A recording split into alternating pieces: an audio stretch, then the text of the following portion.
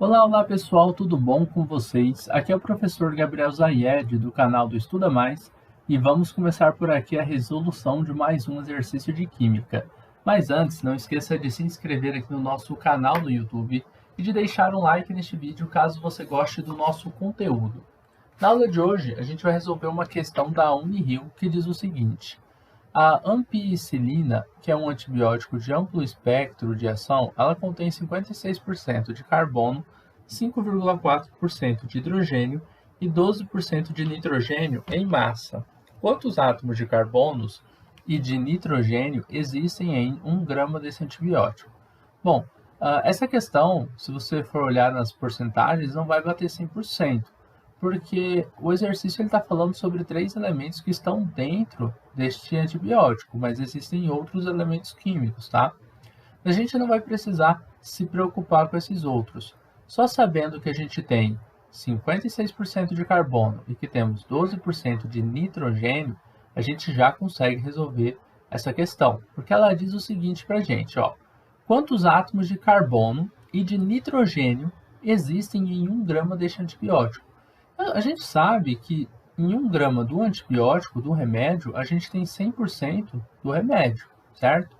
A gente tem 100% da ampicilina. Vou colocar aqui do remédio, tá?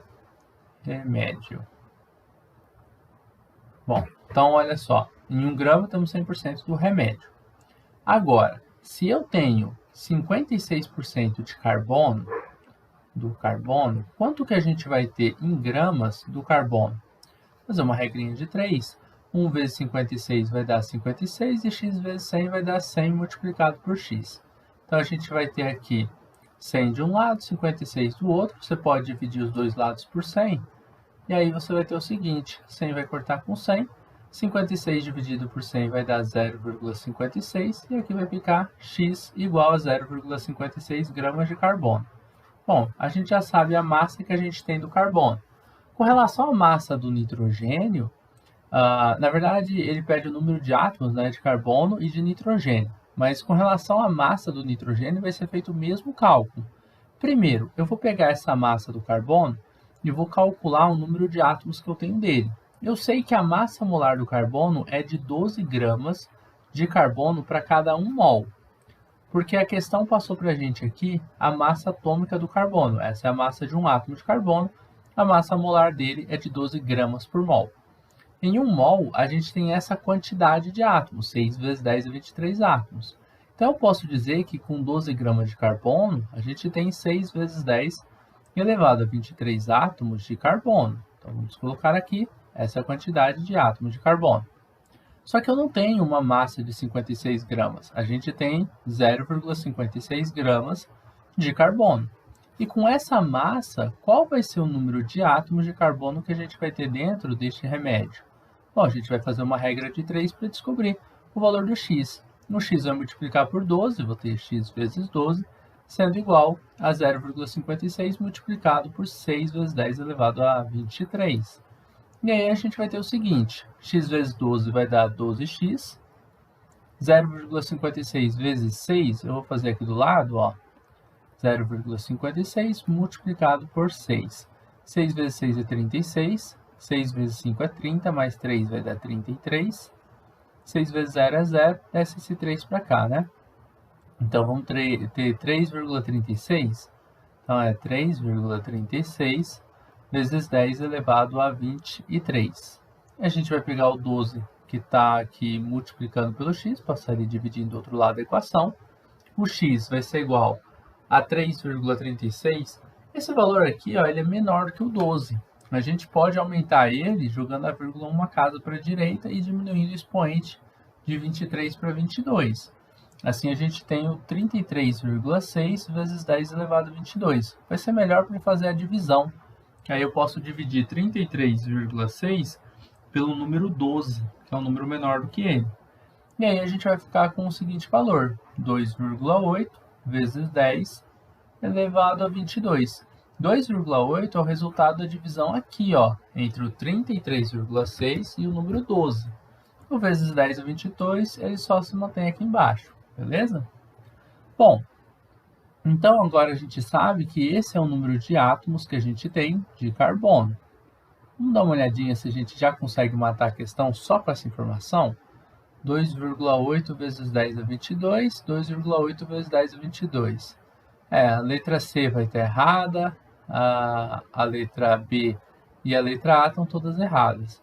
A gente vai ter que olhar o nitrogênio mesmo, o número de átomos dele, para a gente poder separar a alternativa correta aqui. Mas vamos lá. Tenho 12% de nitrogênio, vou fazer os mesmos cálculos. Primeiro, eu utilizei aqui a massa do remédio e do carbono pela porcentagem. Depois eu peguei a massa e descobri massa só de carbono e descobri o número de átomos. Vou fazer a mesma coisa. Em 1 grama do remédio, vou colocar aqui, são 100% do remédio. Vou dar substância, né? Mas vou colocar remédio aqui. Eu tenho, já até esqueci, acho que é 12%.